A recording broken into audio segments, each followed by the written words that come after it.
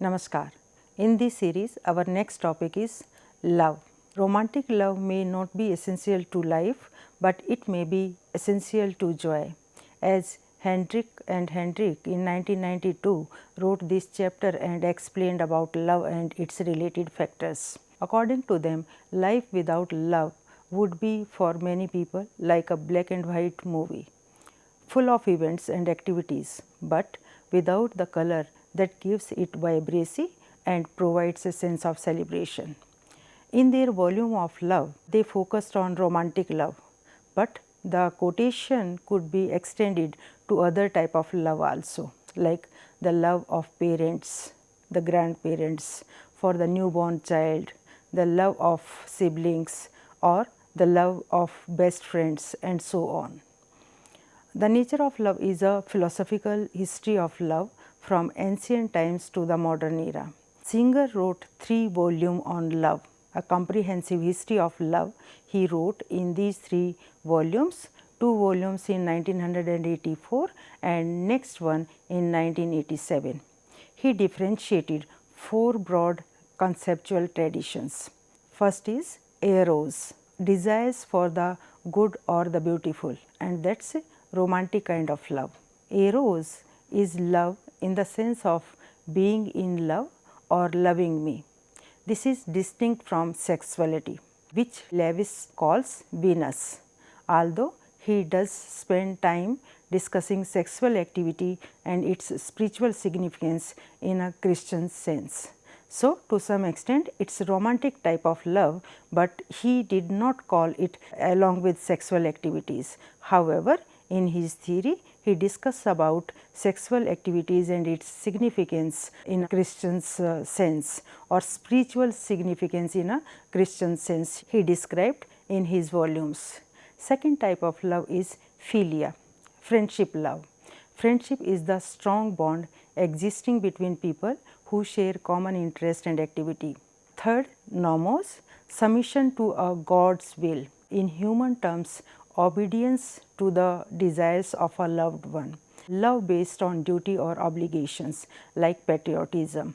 So, in this type of love, we just serve our duties as well as obligations, and it's in terms of maybe described patriotism. Next type of love is agape, altruistic or spiritual love. To some extent it can be described, a divine bestowal of love upon creation, that's spiritual love.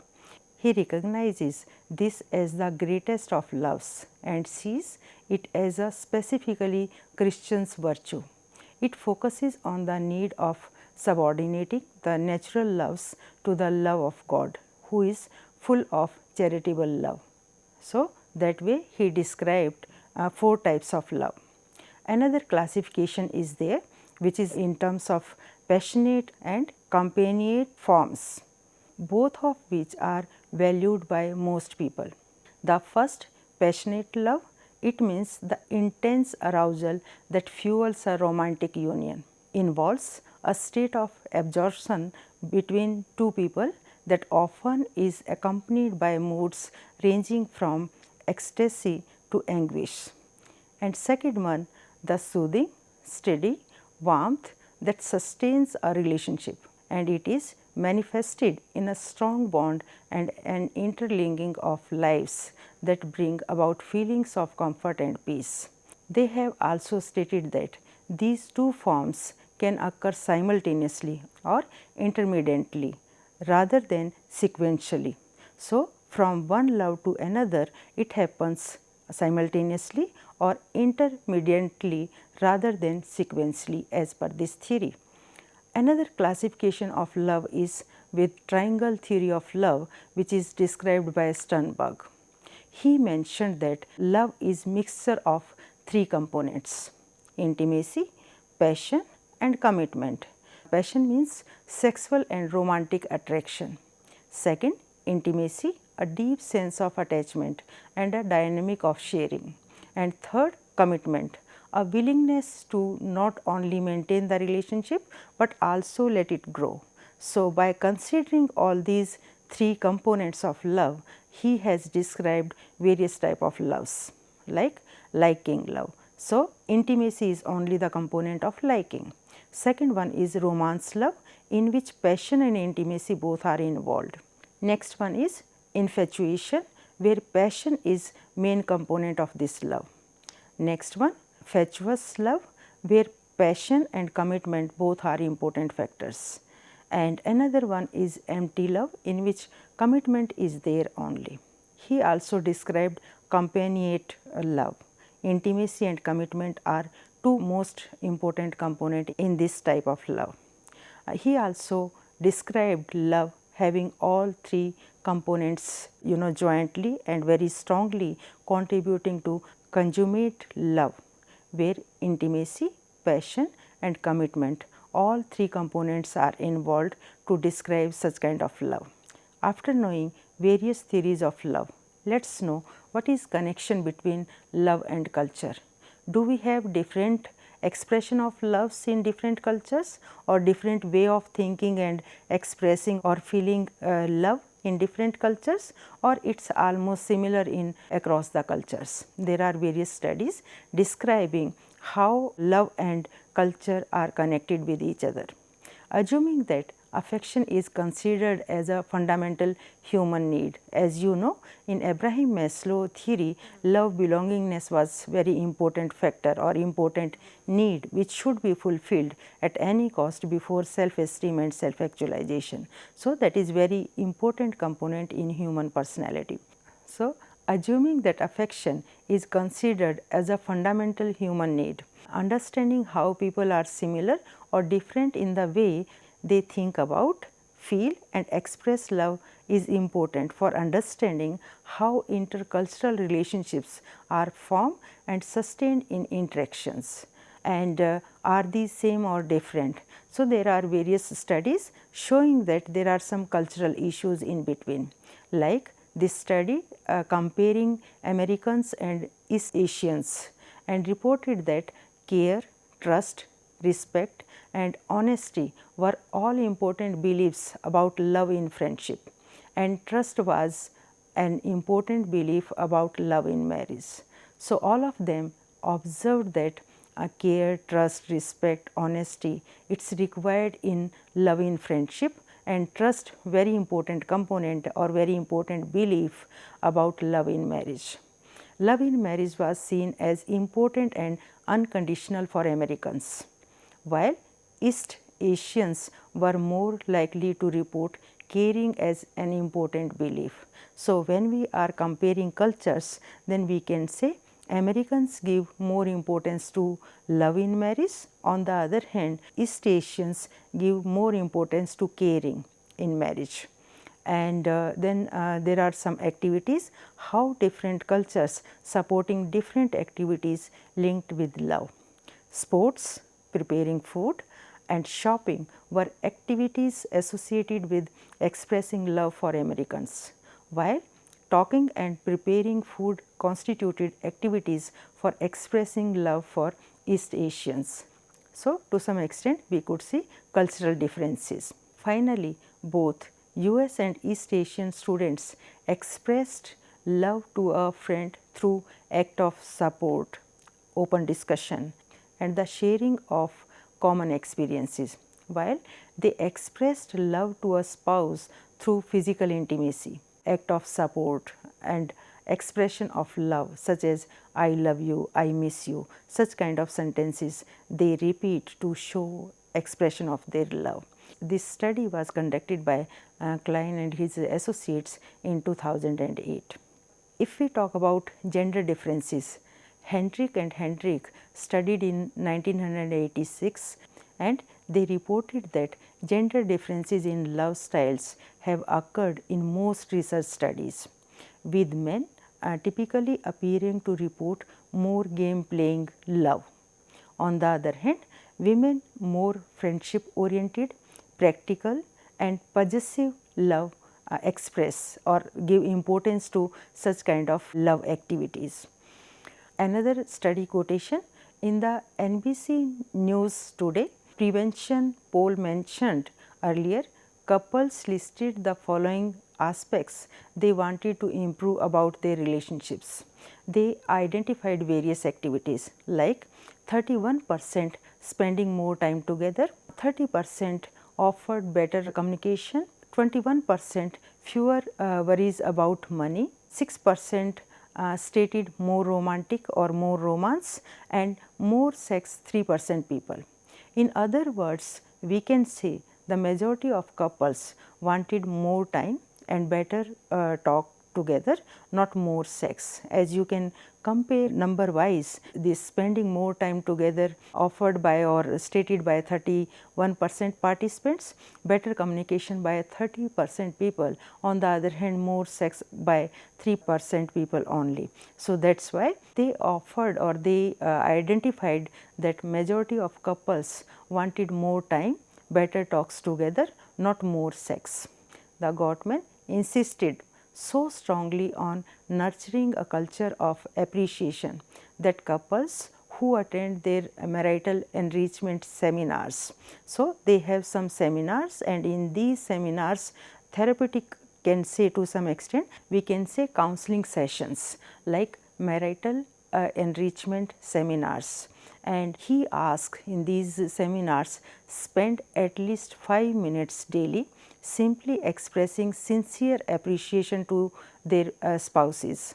So, when you express sincere appreciation or gratitude or thanksgiving attitude when you have towards your spouse, then definitely you improve your love direction and positive interpersonal relationships, as well as higher level of love you express as well as you have in your relationships. Next point is relationship and happiness. I have borrowed this slide from the happiness chapter. It means you have already covered these studies, but once again in terms of relationship and happiness, just to show relevance of relationships in experiencing happiness or having higher level of happiness, I have borrowed those studies once again in this chapter. Parley 1979 found that engaging in intimate talk was the most frequently reported friendship experience for women, and it was listed by 90% of women. It was the second most frequently reported friendship experience among men, listed by 80% of men. So, to some extent engaging in intimate talks and friendship experiences are very important and highly correlated with happiness. In a study on 13 to 24-year-old Americans on what makes you happy, the most frequently reported answers was spending time with family, followed by spending time with friends. So, almost 75% stated that spending time with their parents made them happy. So, positive interpersonal relations and happiness are highly correlated with each other. I think you can recall this study also, where Gottman suggested that we should have ratio between positive and negative relations, and that is 5 to 1. So, he suggested that the positivity ratio in your relationships need to be at least 5 to 1. This means that there must be 5 times more positive emotions going on in relationship than negative emotions. And Dinner and Seligman in 2002 studied the happiest 10% of college students. Such students enjoyed a highly fulfilling social life. So, social life, positive interpersonal relations, and having positive indications in terms of say forgiveness, love, care, trust, etc. All these factors contribute to our happiness. There are some theories describing interpersonal relations. One theory is balance theory. The balance theory of relationship stability assumes that it is not the presence of negative emotions or behavior that is important for stability, but how they are regulated. And this regulation is very important for positive interpersonal relations. Couples for whom patterns of emotionality are balanced and predictable are termed regulated couples. So, regulated couples means the couples who have patterns of emotionality are balanced and predictable. Regulated couples who are stable and free from undue conflict are called validating couples. And according to the balance theory, those partners given to unbalanced or unpredictable patterns of emotionality are called non-regulated couples. Then they studied difference between non-regulated couples and regulated couples. Their relationship by comparison are characterized by more negative emotionality, more severe problems, less positive affect, lower satisfaction and a greater likelihood of ending relations were observed more in non-regulated couples.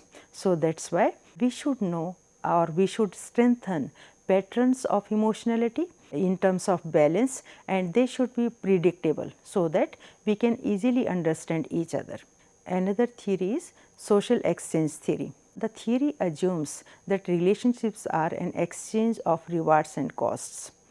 It is relevant for understanding interpersonal relationships as well as empathy and altruism, which is next section of this class. These bank accounts theories consider satisfaction as the result of a cost benefit analysis that evaluates the ratio of positive interactions to negative interactions. If these interactions are more positive than negative, the result is satisfaction.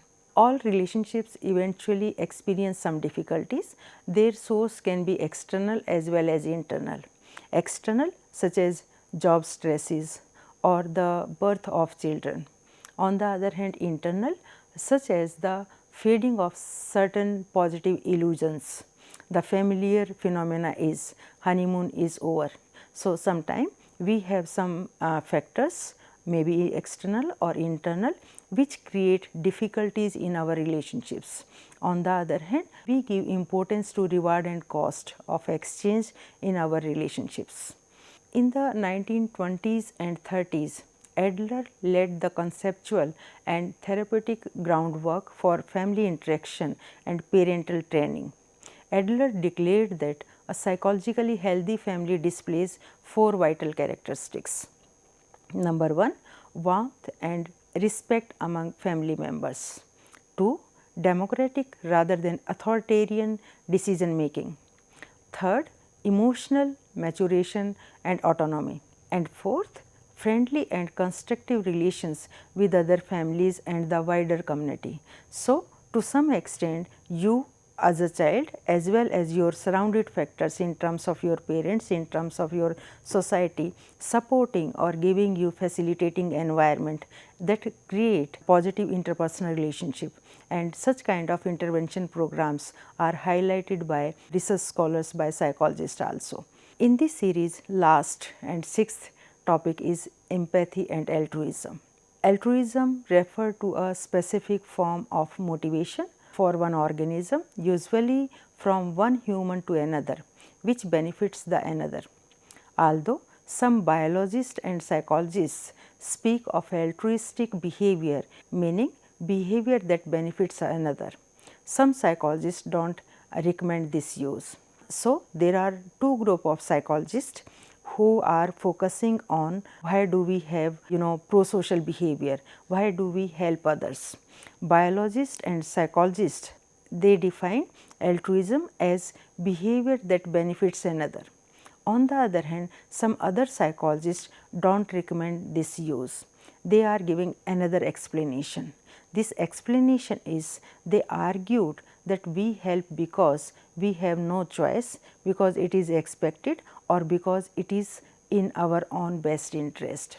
So, I think you should know difference between two group of psychologists. Once again I am repeating, because that is very important factor, and in this chapter I am focusing more on the theory which are saying that on best interest, and that is why we do empathetic and altruistic behavior. The first group of psychologists, some biologists and some psychologists saying that we want to help others and that is why we are helping them. And on the other hand, other groups saying that no, that is called universal egoism. They are saying that directly or indirectly we are getting benefit, and for getting that benefit or avoiding punishment we are helping others. For example, we may do a friend a favor because we don't want to lose the friendship, or because we expect to see the favor reciprocated. So, we have some our own interest or self interest, that is why we are helping others. Supporters of universal egoism claim that everything we do, no matter how noble and beneficial to others, is really directed toward the ultimate goal of self benefit, and they have proposed various explanations. There are many forms of self benefit that can be derived from helping. Some forms of self benefit are obvious, such as when we get material rewards and public praise, or when we escape public criticism. So, from escaping public criticism or getting some material award or public praise, we help others. But even when we help in the absence of external rewards or visible external rewards, we may still benefit. Seeing someone in distress may cause us to feel distress. Someone is in trouble, and that is why we feel distress. So, for reducing this distress, we help this person, and we may act to relieve that person's distress as an instrumental means to relieve our own. Alternatively, we may gain self benefit by feeling good about ourselves for being kind and caring, or by escaping the guilt and shame we might feel if we did not help. So, that is why they are saying internal or external factors could be there, but we help others because we are self benefited. The most frequently mentioned possible sources of altruistic motivation is an other oriented emotional reaction to seeing another person in need. This reaction has variously been called empathy, sympathy, sympathetic distress, tenderness, or maybe pity or compassion. These terms are considered by different scientists. Psychologists call this other orientation, emotion, empathy. Empathy as an other oriented emotional response is elicited by and congruent with the perceived welfare of someone else. There are various concepts which are describing empathy. Number one, knowing another person's internal state, including thoughts and feelings. That is one of the definition of empathy. Second one, assuming the posture of an observed other. So, that is called physiological sympathy, that is another definition of empathy. Next one, coming to feel as another person feels. Feeling the same emotion that another person feels is also a common dictionary definition of empathy.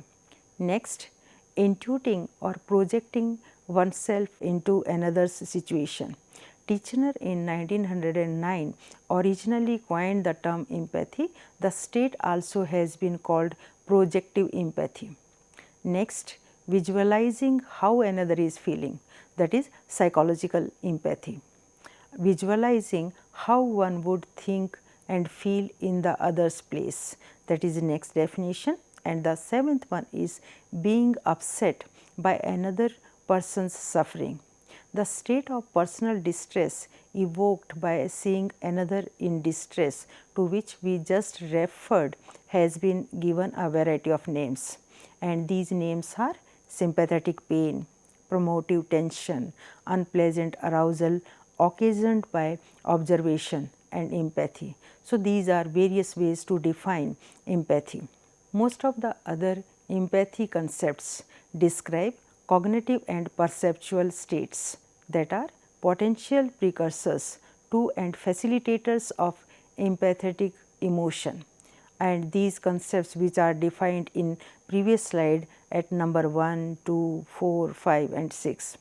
To describe alternative emotional states, feeling as the other feels and feeling personal distress or upset as a result of witnessing the other's suffering.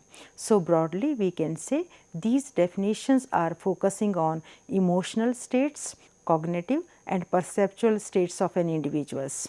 Feeling as the other feels may serve as a stepping stone to empathetic feelings and altruistic motivation, but it also may lead to self-focused attention and inhibit other oriented feelings. Ultimate goal of self-benefit once again. When we talk about essential steps to help in emergency, then there are various steps in between, and at each step we decide whether we will be helping or we will not help the other person. First step is notice the situation, and when you are noticing situation, there are two responses. One, you noticed it, and second, you did not notice it. So, if you did not notice, then no help. On the other hand, if you notice this situation, then yes. And then next step is interpret as emergency. What is your interpretation to this situation? Do you say it's an emergency, or you don't think it's an emergency? If you say there is no emergency, then again no help. On the other hand, if you just say yes, emergency is there, it means you want to help. Then assume responsibility is the next step. Do you assume that is your responsibility, you should help it, or you think there are various people available to help this person? So, if you assume that is your responsibility and say yes, on the other hand no, no means no help. The next point is have needed skill. Do you have needed skills? Do you have capacity to help this person? Then if you say yes, you have, then you may help and try to help. On the other hand, if you find your skills are not enough, your resources are not enough, then you could say no and then no help. So, there are various steps to decide whether you would help during emergency or not. Next point is there are some hypotheses, and this hypothesis define how empathy and altruism are connected with each other. This hypothesis is the claim that feeling empathetic emotion for someone in need evokes altruistic motivation to relieve that need has been called the empathy altruism hypothesis. So, if you have high empathy, high altruistic behavior you would be having as per this hypothesis.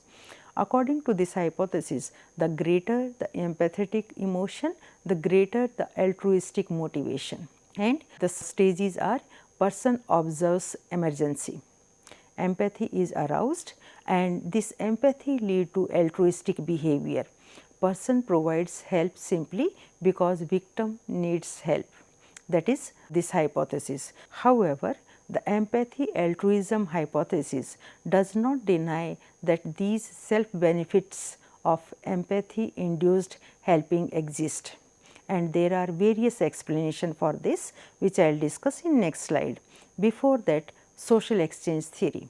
I think now you know social exchange theory because I discussed it during love and interpersonal relationship discussions. Person observes emergency, cost benefit analysis is conducted because that is exchange theory. Person provides help if benefits outweigh the cost, and this is the theory which is explaining that when will you help and when you will not help. Three general classes of self benefits can result from helping a person toward whom one feels empathy, and these are very interesting explanations. First explanation is aversive arousal reduction. According to this explanation, feeling empathy for someone who is suffering is unpleasant, and empathetically aroused individuals help in order to eliminate their empathetic feelings. Benefiting the person for whom empathy is felt is simply a means to this self-serving end. So, you want to help just to avoid your arousal which is in negative direction, and just to avoid or aversive this arousal you want to help others. That is first explanation of empathetic behavior. Second explanation says empathy specific punishment. A second egoistic explanation claims that people learn through socialization, that additional obligation to help, and so additional shame and guilt for failure to help is attended on feeling empathy for someone in need. We want to avoid shame, guilt, punishment, and that's why we help others as per this explanation.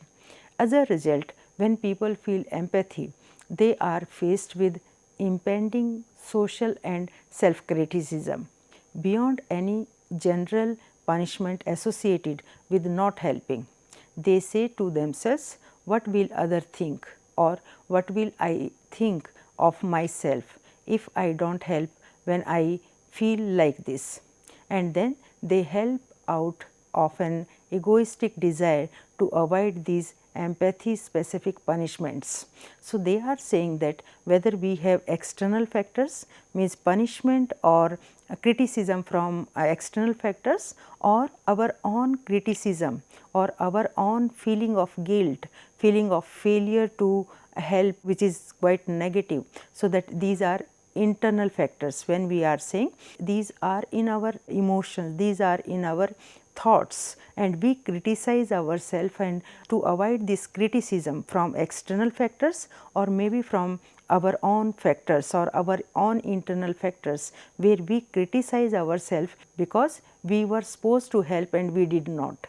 So, they are saying that these internal or external factors push us to help others. That is another explanation. So, when we say negative state relief model, person observes emergency, negative affect is aroused by the emergency situation, or person is experiencing negative affect based on something else. Person provides help in order to reduce on negative affect or negative emotions and make the helper feel better, and that is why they help us. Third mode is empathy specific reward. The third major egoistic explanation claims that people learn through socialization that special rewards in the form of praise, honor or pride are attendant on helping a person for whom they feel empathy. As a result, when people feel empathy, they think of these rewards and help out of an egoistic desire to gain them. And this may be, empathetic joy hypothesis could be connected with this type of understanding. Person observes emergency, situation leads to desire to act and to have a positive effect on the victim. Person provides help in order to engage in an activity that has successful outcome, making the helper feel good. So, feeling better or getting some award from the external factors in terms of praise, honor, pride, or maybe some other awards may help us to lead to or to motivate to help others. Two other possible pro-social motives are there. One is collectivism and next is principalism. Collectivism, it is the motivation to benefit a particular group as a whole. The ultimate goal is not to increase one's own welfare or the welfare of the specific others who are benefited. The ultimate goal is to increase the welfare of the group. So, our motivation is to have welfare of the group, and that is why we do pro-social behavior or pro-social motive we have. Next one is principalism. Moral philosophers typically advocate pro-social motivation with an ultimate goals of upholding a universal and impartial moral principle such as justice. So, this moral motivation has been called principalism, and it again help us to have pro-social behavior. If so, then principalism is the fourth type of pro-social motivation. It is independent of egoism, altruism and collectivism, and we can count this principalism as fourth pro-social motivation. After considering all those pro-social motivation, let us discuss towards a general model of pro-social motivation. Scholars have emphasized the importance of values as determinant of pro-social behavior for many years. Batson in 1994 has proposed a general model that link pro-social values and motives, and he defined that the valuing underlying egoism is enhanced personal welfare. Valuing underlying altruism is the enhanced welfare of one or more individuals. The value underlying collectivism is enhancing group welfare, and the value underlying principalism is upholding a moral principle. So, all these pro-social motivations or behaviors help us to have personal welfare or helping others or group welfare or moral principles. So, these were the explanations of pro-social motivation. I have borrowed this slide once again from previous lectures, in which I would like to strengthen or I would like to focus once again on meditation, intervention strategies for interpersonal strengths in positive psychology.